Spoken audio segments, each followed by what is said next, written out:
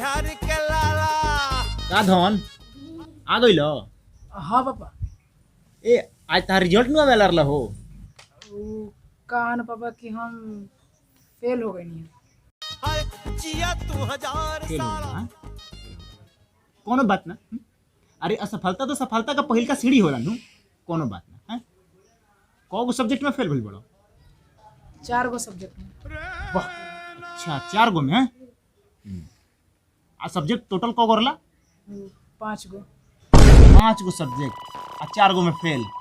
वाह कमाल कर दलो हैं। बहुत बढ़िया हैं बहुत बढ़िया। 5 गो सब्जेक्ट आ 4 गो में फेल हैं। बहुत बहुत उत्तम है। तो जिला जवार में हमार नाम कर देबो हैं। बहुत बढ़िया है। हने हने लगे आओ आओ डरा मत हने लगे 4 गो हैं 4 गो। बाबा माफ कर दो बाबा बाबा हैं माफ कर बैठ कर 4 गो में फेल। तोरा के तो हम पहले ही समझल नहीं कि पढ़ ले रे रे रे नी पुतरा पढ़ ले। हां तब पढ़े के बेरा ते आपन वाला कहलु सा तोरा हम समझले नहीं कि ना रे। हां समझले नहीं। हां समझले याद कर तोरा हम समझले नहीं कि याद कर।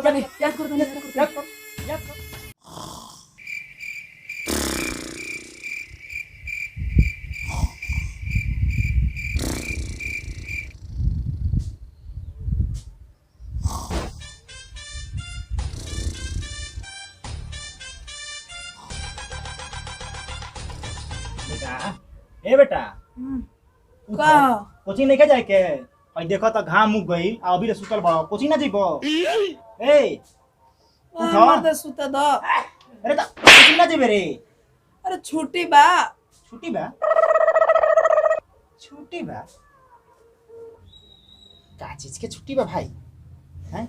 आई ना एतवार हो ना होली हो ना दीपावली हो ना कोनो पर्व हो का चीज के छुट्टी। अच्छा रुको सर से पता कर या क्या चीज की छुट्टी भाई है। हेलो हाँ सर प्रणाम। जी प्रणाम प्रणाम। सर हम राहुल के पापा बोल रहे हैं। जी बोलिए।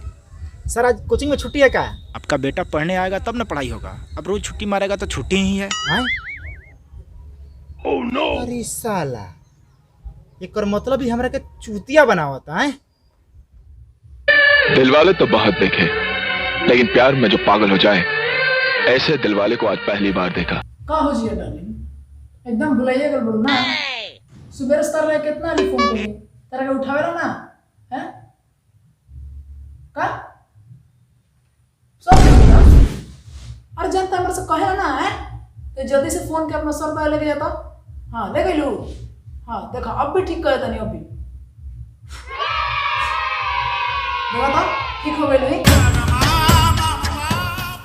का बोल बेटा लागो ना कुछ ना पापा वो तने हमारे को यार लखर से बेटा यार लसा कि यार लसिया हैं हम सब सुनने लगे हैं अरे लागो कौन बात ना। अरे फोन दो फोन दो हैं फोन दो ए बेटा जिया हां लो फुकवा लो कौन मेडिकल के दवाई से तो तहार माथा के दर्द जाई ना हैं लो फुकवा लो ए बेटा हैं फूंक दे बेचारी दर्द से तड़पत दिया फूंक अरे फूंक ना चट्टा फूंक अरे बाप रे और क्या करता नहीं और क्या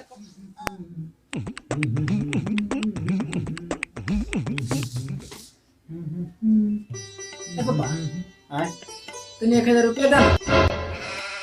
1000 रुपया हां का हुई? अरे वो स्कूल में तने फॉर्म भरेगा। अरे तो परसों में 1000 रुपया दिला रहा तोरा के स्कूल में खाती। अरे वो दूसरा काम खातिर हो गया था ना। दूसरा काम खातिर हो गया एक बार 1500 मांग के लेके गऊस आ परसों 1000 आज फिर 1000 मांगत रहे हैं। कितना पैसा लग रहा है तोरा स्कूल में? अरे काम बादा ना हैं इतना तो हमारा पूरा खानदान में केहू का पढ़ाई में पैसा ना लागल जितना अकेले तोरा में लाग गई। चलो आज तक तो मत रिचार्ज के जुगाड़ हो गई। बेचारी से कितना दिन भइल बतियाला आज तो मजे आ जाए। हम की पढ़ ले करते आपन वाला कइलुस। हैं चुप कहनी कि पहले तो त्यापन वाला कइलू छोड़ दो पैसा हमर ले जाके आ सब छोकरियन के रिचार्ज करेलू सा ओइ स्टेशन पहुंचैलू अरे आ कहत रे 5 गो में 4 गो सब्जेक्ट फेल हो गई 4 गो फेल होई बनिया ना। अरे तारा के दोबारा फेल होके ला हम छोड़म थोड़ी अरे यार आज तक